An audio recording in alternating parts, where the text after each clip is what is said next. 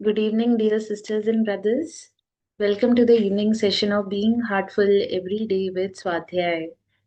As we continue our journey through the theme of evolution and freedom, this evening we reflect that evolution is not only about refinement or expansion, but about alignment. When our inner condition begins to align with higher consciousness, a new kind of order arises within us.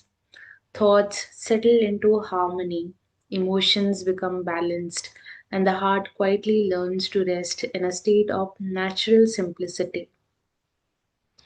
In heartfulness, evolution happens when the heart becomes attuned to its original nature. Through meditation and cleaning, the layers that obscure this inner harmony gradually dissolve. As these veils lift, something extraordinary begins to happen. We recognize what is essential and what is unnecessary. Our decisions become guided not by pressure but by clarity, and we sense the right direction without effort or conflict. This inner alignment gives rise to a life lived from deeper wisdom rather than surface impulses. We begin to respond to situations from a place that feels centered and true. Freedom arises naturally when the heart becomes ordered and quiet. Instead of feeling constrained by our inner turbulence, we begin to experience freedom from mental noise, freedom from emotional overreactions, and freedom from the heavy narratives we carry unknowingly. And spiritual freedom is not an escape from life, it is a new way of being in life. It is moving through responsibilities with lightness, through challenges with steadiness, and through relationships with compassion. As Daji often reminds us that freedom is the fragrance of a heart that has become pure enough to reflect the higher reality within. Every step of evolution unfolds with the support of transmission. It helps us access inner states that are beyond our capacity to reach by effort alone. Cleaning removes impression that obscures freedom, and prayer reconnects us repeatedly with the sacred presence within. Evolution and freedom are therefore not achievements, they are gifts that bloom when we remain receptive to the Master's inner work on us. Our role is to simply to welcome the refinement that each day, each meditation offers. Dear sisters and brothers, as we walk together through this week's theme, let us continue sharing heartfulness master classes and the BHED sessions with our near and dear ones. A single invitation offered with sincerity can open the doors of evolution for another heart. And in contributing this way, we participate in the Master's work of uplifting humanity gently and silently. You'll find the additional reading material and the videos of Revered Daji on this theme, which are easily accessible on the Heartfulness app. And we encourage you all to please make use of these additional resources to deepen your understanding. Our evening reading continues from the Heartfulness Way Book 2, and we have started reading from the chapter Evolution and Freedom, which is a part of chapter 2. And we'll resume our reading from page number 35. Since we are not displaying the text on the screen, we invite everyone to please keep their personal copy of the book beside yourself and do the reading together. What does it mean to want liberation? Many people meditate to escape the suffering of worldly life, to avoid pain. It may be a very valid reason, but it is still within the framework of likes and dislikes. Babuji said that the true freedom is beyond that desire to be free. The old man had a knack of weaving words. Most people's idea of freedom is freedom from something or someone. For example, health is freedom from disease, divorce is freedom from a failed relationship, wealth is freedom from poverty, happiness is freedom from misery, and so on. But this is conditional freedom. When conditions change, freedom is gone. You lose your health and you fall sick again. You lose your money and you're back in poverty. Then there are people who wish to come back again and again to this world to enjoy bliss. Actually, spiritual bliss is more addictive than any drug. And when we experience bliss at every stage of the inner journey, whenever we merge with that stage, some philosophies consider the pinnacle of human potential to be Satchitanand, meaning existence, consciousness, bliss. But Babuji said that Satchitanand is like a worm feeding on cow dung and admiring its flavor. In other words, it is just another stage of attachment, even if a high one. Those who are attached to Satchidanand remain tethered to experience, whereas the soul yearns to be free. We need to let go of bliss if we are to keep going. Avoiding pain through liberation and wanting pleasure through devotion and bliss are just stages along the way. They are not the goal. If we remain shackled to our likes and dislikes on the inner journey, it is no better than a person living a completely worldly existence. Aren't our inner likes and dislikes just as enticing? That is the crux of it all. Every day I hear people saying, "Oh, it was such a wonderful meditation today. It felt so blissful and peaceful." When meditation is restless and uncomfortable, do people praise? It may be the most valuable meditation for their evolution. Likes and dislikes are obstacles and they will eventually go. When we accept whatever comes our way without judgment, it is a sign that our consciousness is finally purified. We arrive at real freedom when we are free from conditionality. Babuji called it freedom from freedom. We are free because that is our nature. In yoga, real freedom begins with liberation, also known as moksha, mukti, kaivalya, nirvana, and so on. It is free from the bondage of opposites. It is beyond the grip of likes and dislikes. The cycle of birth, life, death, and rebirth ends with liberation. So it is highly sought after, but there is so much more beyond it.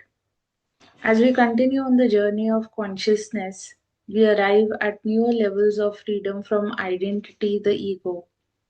Then there are stages where truth and even reality is left behind. That's why Babuji coined the phrase march to freedom. We continue to transcend lower levels of freedom and arrive at higher and higher levels. So, freedom, when understood well, is associated with continuous growth. It embodies the motive force of evolution. Daji, how do we feel when we are in the lap of such freedom? Immense poise and depth, and unshakable in their being. Such a person is natural in their conduct, humane in their interactions, and divine in their essence. Their presence is centered. They impose on no one and demand nothing. Wherever they may be, in whatever situation, they radiate serenity.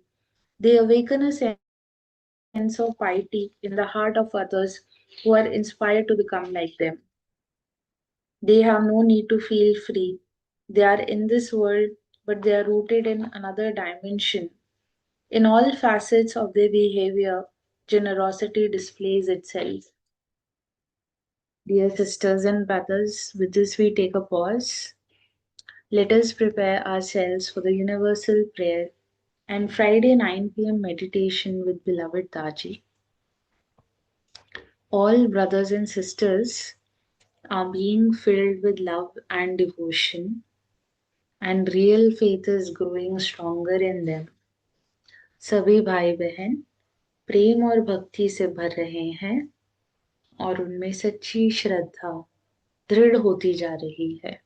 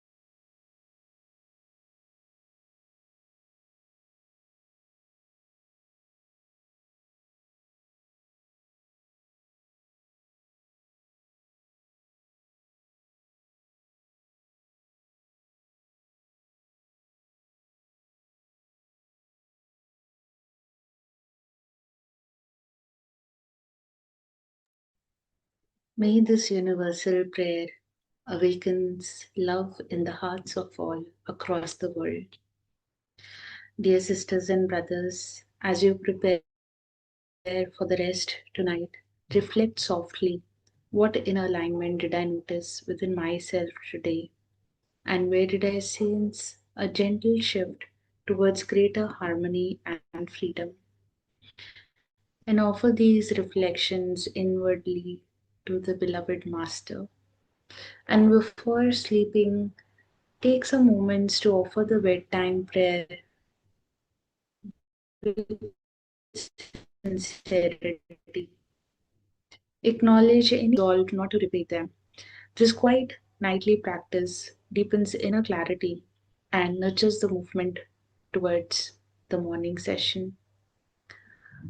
Dear sisters and brothers, thank you for joining the evening session. And we look forward to your presence tomorrow for the morning session at 6 a.m. Until then, may peace, remembrance, and the Master's subtle presence accompany you through the night. Thank you.